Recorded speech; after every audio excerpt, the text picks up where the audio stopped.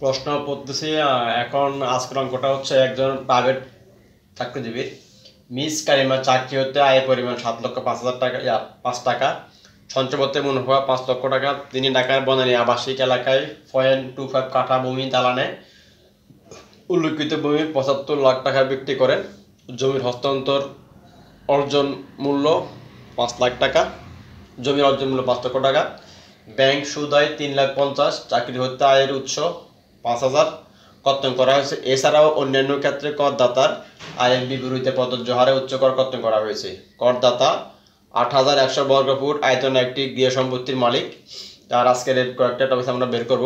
আপনারা প্রশ্ন পড়ার সময় অর্ধেক অঙ্ক সমাধান করে পারবেন। তাহলে কি আমি একটি প্রশ্ন আবার পড়ি। মিস কারিমার চাকরি হতে আয়ের পরিমাণ 7 লক্ষ টাকা, 7,05,000 টাকা, একটা আয়ের খাত। আচ্ছা, সঞ্চয়পত্রের মুনাফা 5 লাখ টাকা, আর একটা আয়ের খাত। তিনি ঢাকার আবাসিক এলাকায় ভূমি দলিলে উল্লিখিত ভূমি এত লক্ষ টাকায় সম্ভবত নেটওয়ার্কের প্রবলেম।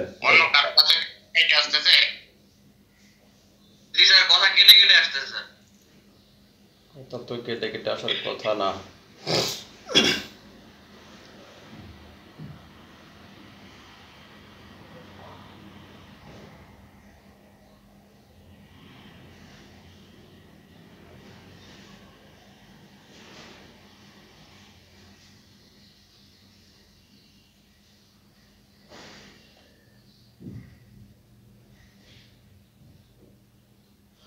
আচ্ছা, কথা যদি কেটে কেটে আসে আপনারা একটু কাইন্ডলি বের হয়ে আবার ঢোকেন, তখন বুঝতে পারবেন।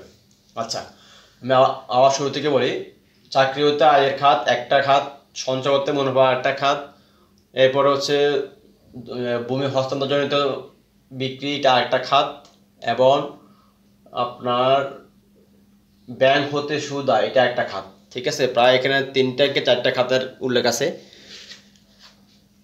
3টা খাত, কারণ আপনার আর্থিক খাত হচ্ছে 2টা, সঞ্চয়পত্র আর ব্যাংকের সুদ, আর মূলধনী জমি হস্তান্তর এটা হচ্ছে মূলধনী আয়, আর চাকরি থেকে আয় যেটা আপনারা বুঝতে পারছেন। তো আপনারা প্রথমে মোট করযোগ্য আয়টা একটু বের করেন। এটা আমি গ্যাপ রাখছি আপনাদের জন্য। মোট করযোগ্য আয়টা বের করেন। আমি আবারও বলছি, একটু শুনেন। চাকরিরত আয় 7,05,000 টাকা, সঞ্চয়পত্রের মুনাফা 5 লাখ। তিনি ঢাকার বনানী আবাসিক এলাকায় 0.25 কাঠা ভূমি দালানে উল্লিখিত ভূমি 75 লক্ষ টাকা বিক্রি করেন। জমির অর্জন মূল্য ছিল 5 লক্ষ টাকা। ব্যাংক সুদ আয় 3,50,000। চাকরি হতে আয়ের উৎস 5,000 কর্তন করা হয়েছে। এছাড়াও অন্যান্য ক্ষেত্রে করদাতার আয়ের বিপরীতে প্রযোজ্য হারে উৎস কর্তন করা হয়েছে। করদাতা 8,100 বর্গফুট আয়তন একটি গৃহ সম্পত্তি মালিক।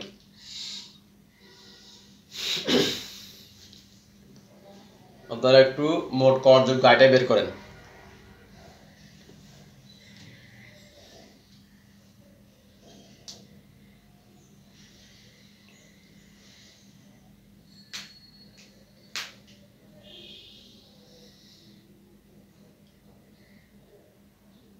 Time 3 minute.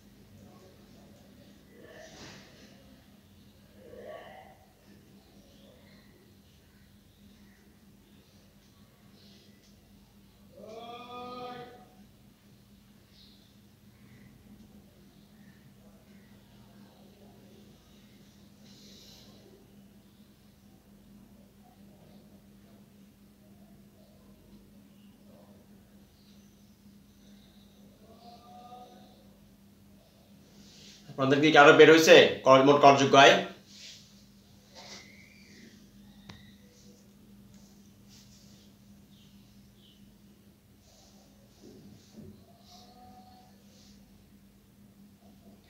মোট করযোগ্য আয় কারো বের হয় না এখনো?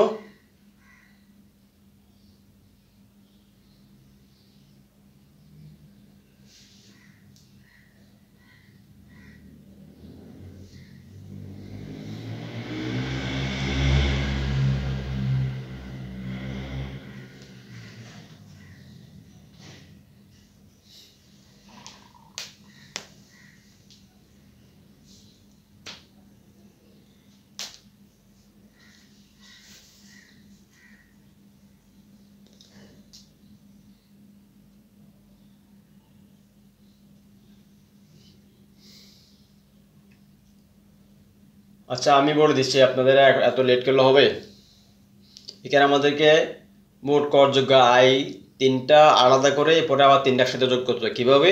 প্রথমে আপনারা চাকরি হতে আয় 7,05,000।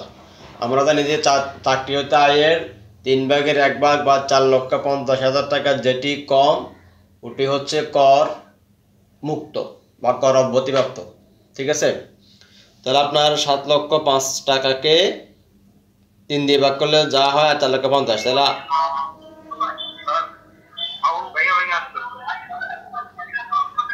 তো বুঝতেছি না আজকে শুক্রবার যে এরকম কিনা, তাও তো বুঝতে পারতেছি না। যদি এরকম ডিস্টার্ব করতো না। জি স্যার, আমরাও বুঝতে পারতেছি না স্যার। যদি কারো একজনের কাছে হইতো তাহলে মনে হতো যে তারই নেট সমস্যা, তো সবার কাছে এরকম। আচ্ছা একটু দাঁড়ান তাহলে।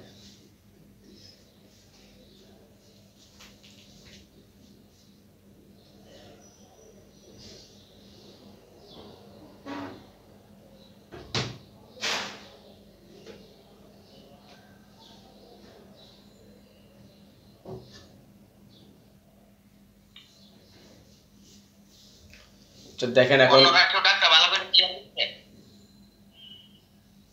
আচ্ছা এখন আমি বলি যে শুনেন, আপনারা কি বের করছেন মোট করযোগ্য আয় বের করছেন?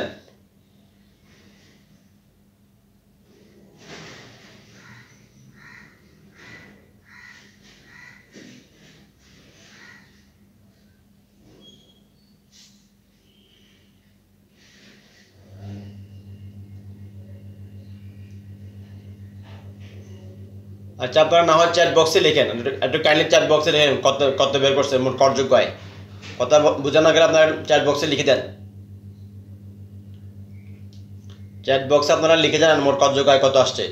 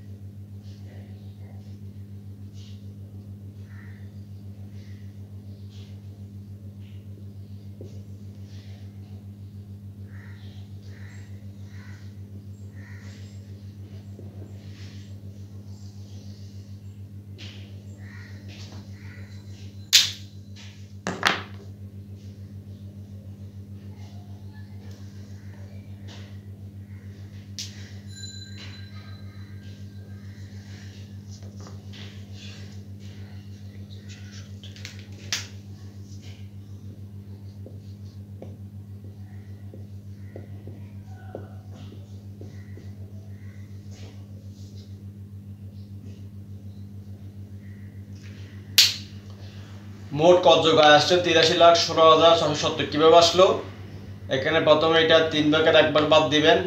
3/1 এবং 4,50,000 যা হয় তাতে ওটা বাদ দেওয়ার পর যা আসে ওটা হচ্ছে করযোগ্য আয় প্লাস সঞ্চয়পত্রের মুনাফা, এরপরে ব্যাংক সুদ 8,50,000। এই দুইটা একসাথে, দুইটা হচ্ছে আর্থিক পরিসম্পদ। সঞ্চয়পত্রের মুনাফা এবং ব্যাংক সুদ আয় দুইটা হচ্ছে আর্থিক পরিসম্পদ। আচ্ছা এরপরে হচ্ছে আপনার দালান, ভূমি দালানে, সরি দলিল, এখানে দলিল হবে, এখানে ভুল লিখছি, ভূমির দলিল হবে দালানে না।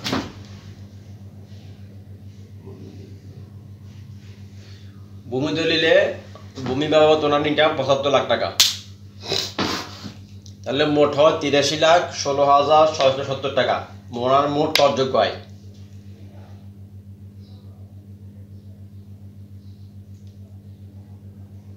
যা আপনাদের তো কোনো রেসপন্স না দেখতেছি।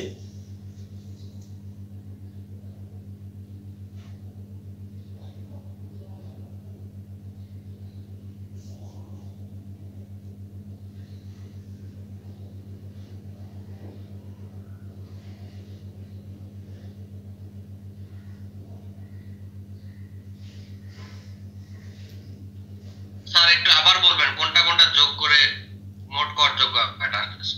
আপনার এতক্ষণ পরে আপনারা এই কথাটা বলতে, আমি এখানে অলরেডি লিখে দিচ্ছি যে আপনারা যদি কথা বলতে সমস্যা আপনারা চ্যাট বক্সে টাইপ করেন। এত লেট করতে হবে না।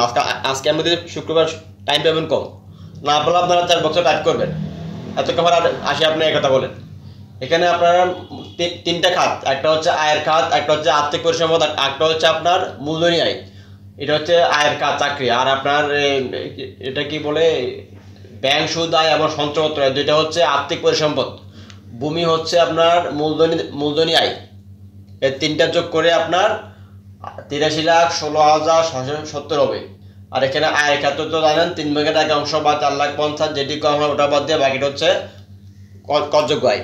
আচ্ছা, এরপরে এটাতে আসে কর পরিগণনা। এটা একটু ঝামেলা আছে, এটা আপনারা মনে হয় এর আগে কখনো করেন নাই। কর পরিগণনা, কর পরিগণনার ক্ষেত্রে এখানে আপনাদেরকে অনেক কিছু খেয়াল রাখতে হবে। একটা হচ্ছে আপনার চূড়ান্ত কর দায়, একটা হচ্ছে নিয়মিত, ঠিক আছে? আবার দুটো একসাথে করতে হবে। প্রথমে আমরা চাকরি হতে করটা পরিগণনা করব।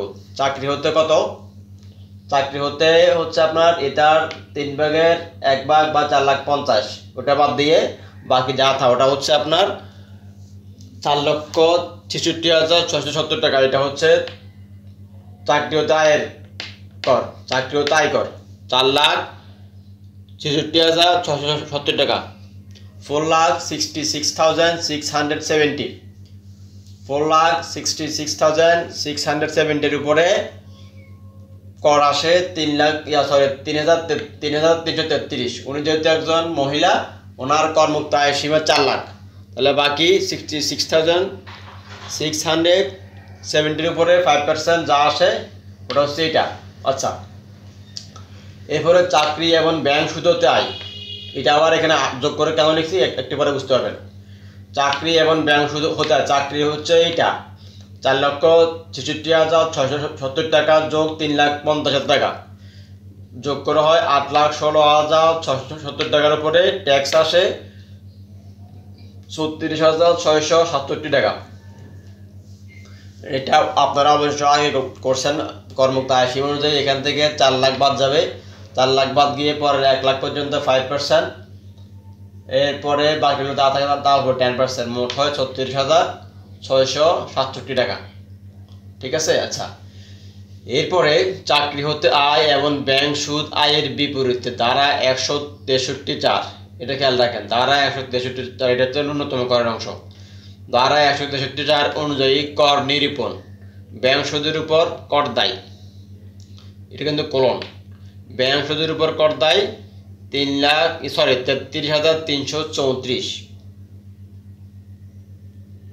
চাকরি হতে আয় এবং ব্যাংক সুদ আয়ের বিপরীতে ধারা 163(4) অনুযায়ী কর নিরূপণ। কিভাবে করলাম? ব্যাংক সুদের উপরে কর দায় 33,334। কিভাবে বের করলাম? এটাতে আমরা আলাদা বের করে নিই।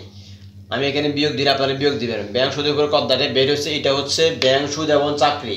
এই ব্যাংক সুদ এবং চাকরি থেকে 3,333 বিয়োগ দিলে থাকে 33,334, ঠিক আছে?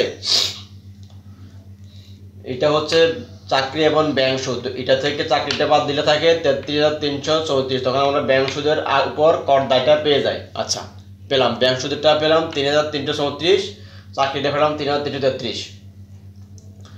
আর ব্যাংক সুদের বিপরীতে উচ্চ কর কর্তন, এটা কোথায় পাইছে? এখানে তো কোথাও নয়, এখানে একটা কথা লেখা আছে। এছাড়াও অন্যান্য ক্ষেত্রে করদাতার আয়ের বিপরীতে প্রযোজ্য হারে উচ্চ কর কর্তন করা হয়েছে।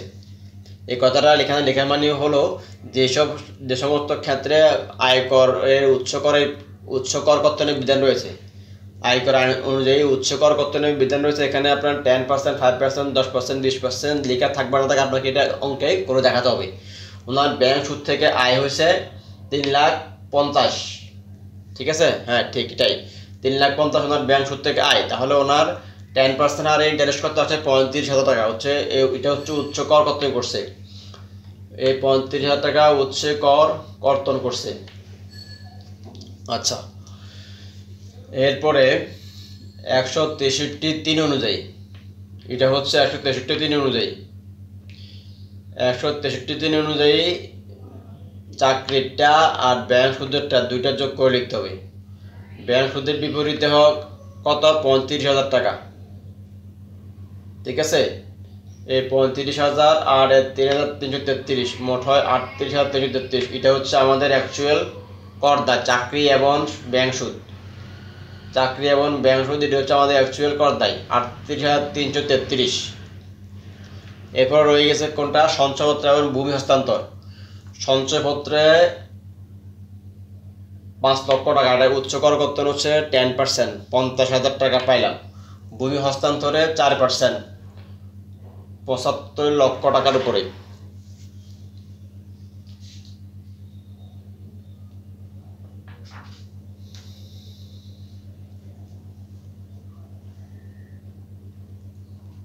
$75 লক্ষ টাকার উপরে 4%, 3 লাখ। তাহলে এখানে 3 লাখ, এখানে 3,50,000, এখানে 38,000, এর তিনটা যোগ করছি।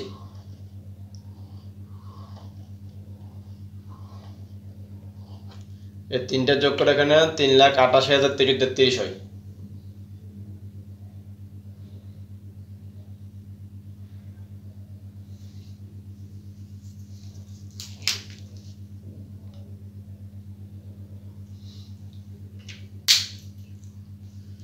$38,333, 50,000, 3 লাখ, এর তিনটা যোগ করে হয় 3,88,333। এটা হচ্ছে তার প্রদেয় কর।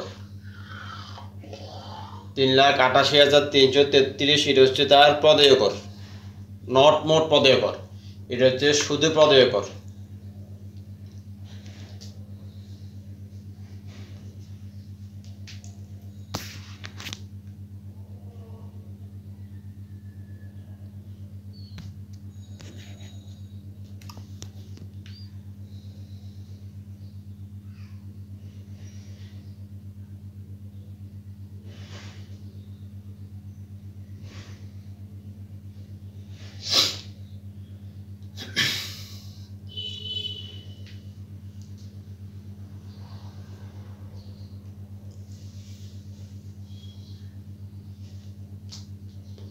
আচ্ছা, সার চার্জ তাহলে কত হবে? যেহেতু ওনার 8,100 বর্গফুটের একটা বাড়ি আছে, এর জন্য ওনাকে সার চার্জ প্রদান করতে হবে 3,88,333 উপরে 10%, এটা হয় 38,833।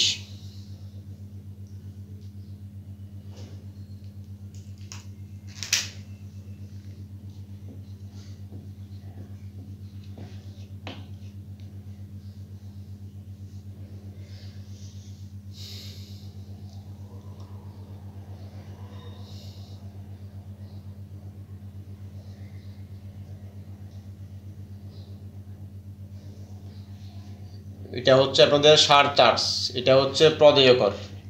আর মোট প্রদেয় কর আসলে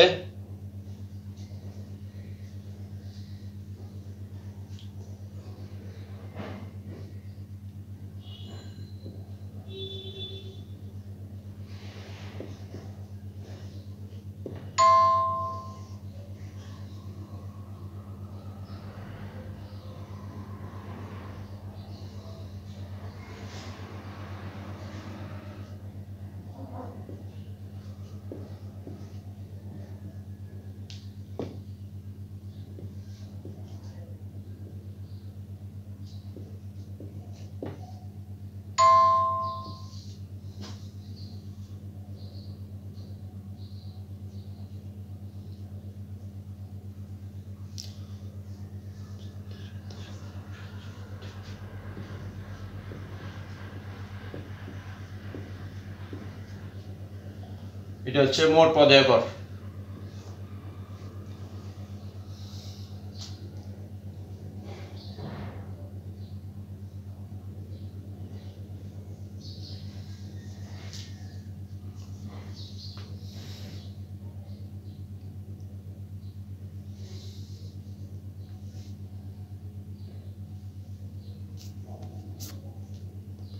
এটা হচ্ছে আপনাদের মোট প্রদেয় করেন। উচ্চ কর্তৃত্ব করের ক্রেডিট কি? উচ্চ কর্তৃত্ব করের ক্রেডিট, আচ্ছা আমি দেখাচ্ছি উচ্চ কর্তৃত্ব করের ক্রেডিট কি। সেটা হচ্ছে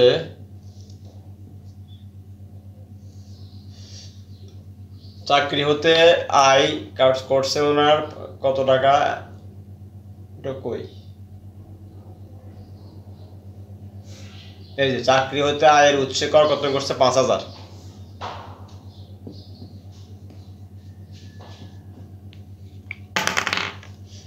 তারপরে আপনার ব্যাংক সুদ হতে আয়ের বিপরীত কর্তন, ব্যাংক সুদ হতে আয়ের বিপরীত কর্তন 35,000। এরপরে সঞ্চয়পত্রে 50,000,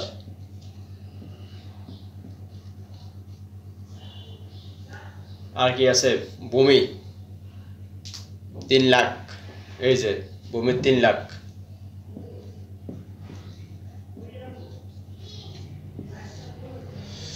পাঁচ হাজার হচ্ছে চাকরি থেকে, 35,000 হচ্ছে আপনার সুদ। আমি এখানে একটু লিখে দিচ্ছি, এটা হচ্ছে চাকরি থেকে,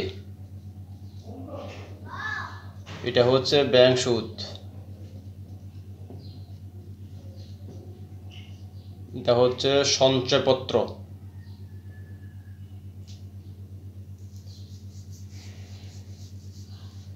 হচ্ছে সঞ্চয়পত্র।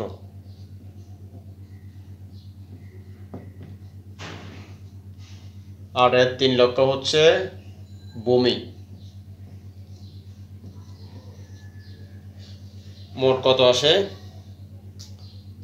3,90,000 টাকা।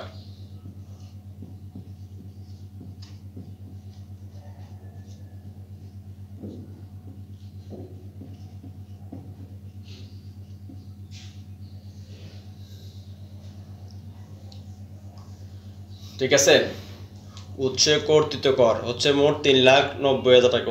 উচ্চ কর্তৃত্ব করে ক্রেডিট 3,90,000 টাকা। ঠিক আছে, আচ্ছা, আমাদের মোট পদের কত ছিল? কত? 4,27,000। ঠিক আছে, 4,27,163। উচ্চ কর্তৃত্ব করে ক্রেডিট ছিল 3,90,000। এটা থেকে এটা বিয়োগ করলে যা থাকে সেটা হচ্ছে 173 দ্বারা আমাদের পদের কর যা আসে আর কি, 37,166।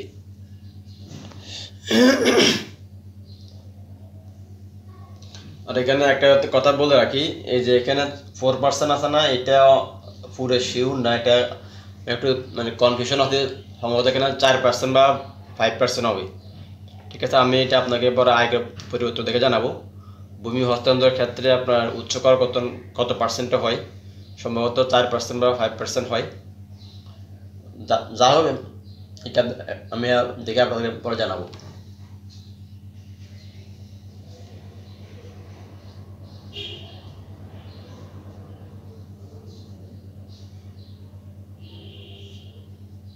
ঠিক আছে, এখন এই রিটার্ন দাখিলের সময় আয়কর আইনের 173 ধারা অনুযায়ী পদের কর কত হবে?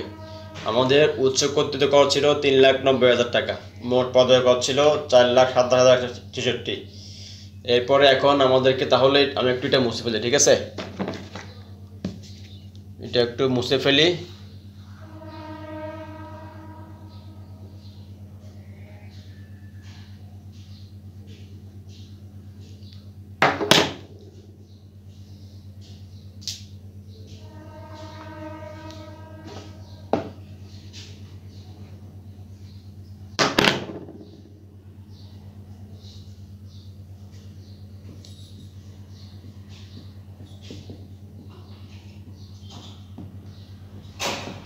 এটা হচ্ছে মোট প্রদেয় কর 4,27,166।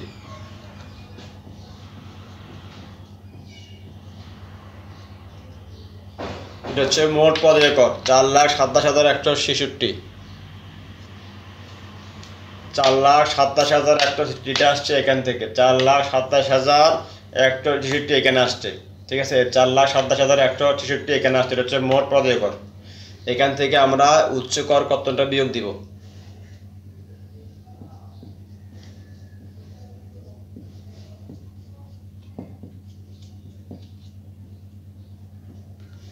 $3,90,000।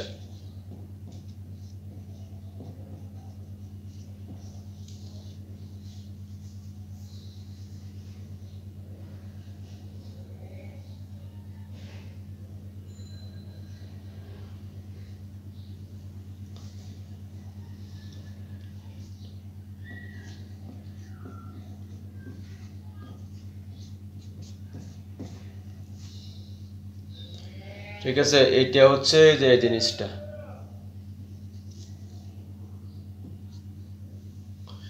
রিটার্ন দাখিলের সময় আয়কর আইনের 173 ধারা অনুযায়ী পদীয় কর 37,166।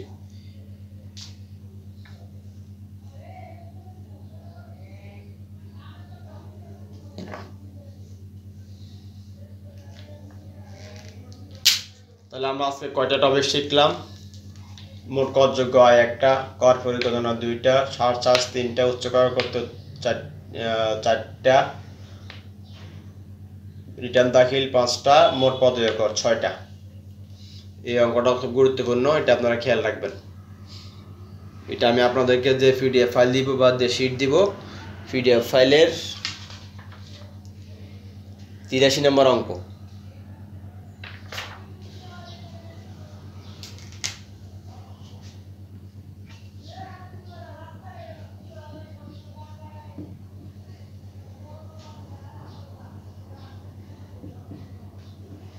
PDF file page 83, PDF file page 83 নম্বর, 83 নম্বর পেজ, পিডিএফ ফাইল পেজ 83 নম্বরে খ, উপরে আছে খ।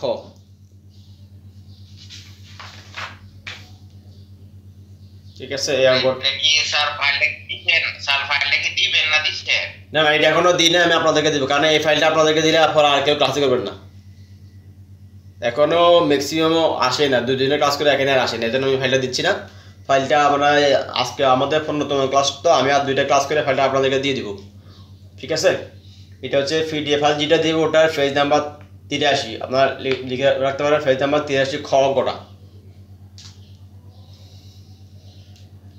তাহলে আজকে আমাদের 1টা 2টা 3টা 4টা 5টা 6টা, মোট 6টা টপিকস আমরা দেখালাম, এবং এই অঙ্কটা খুব গুরুত্বপূর্ণ। আপনারা এই অঙ্কটা পারলে আশা করি অনেকাংশে ক্লিয়ার হয়ে যাবেন, বিশেষ করে জিনিসটা উচ্চ কর কর্তনের ক্রেডিট, আর এখানে আপনার এই কর পরিকল্পনা, একটা আলাদা করলাম, যোগ করলাম, আবার কেন বিয়োগ করলাম, ওটা আপনারা এটা থেকে বুঝতে পারবেন এই পুরোটা।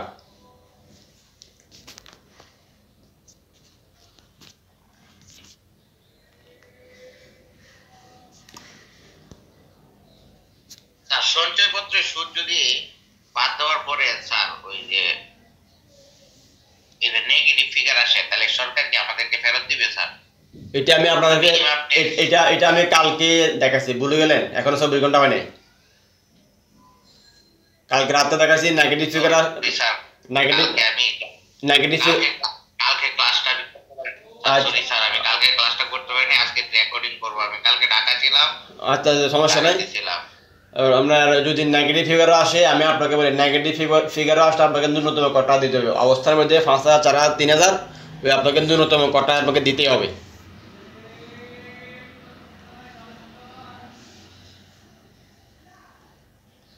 আর আয়কর আইনে আপনার টাকা চলে গেলে ওটা আবার নগদ টাকা আপনার পকেটে আসার কোনো সুযোগ নাই, নগদ টাকা আপনার পকেটে আসার কোনো সুযোগ নাই। এই জন্য বলে করতে খুব সাবধান। আর যদি আপনার এরকম ট্যাক্স ডিবেট বাদ দেওয়ার পর যদি আপনার নেগেটিভও আসে, নেগেটিভ দেওয়ার কোনো সুযোগ নেই, ওটা আপনার ন্যূনতম কটা আপনাকে দিতে হবে, 5, 4, 3 অবস্থান বেঁধে। আর আজকে ক্লাসটা আমরা এখানে শেষ করতে যাচ্ছি, কারণ শুক্রবার। সবাইকে ধন্যবাদ, আশা করি বুঝতে পারছেন। আর আমি অঙ্কগুলো তো অবশ্যই আমার চ্যানেলে দিয়ে দিব।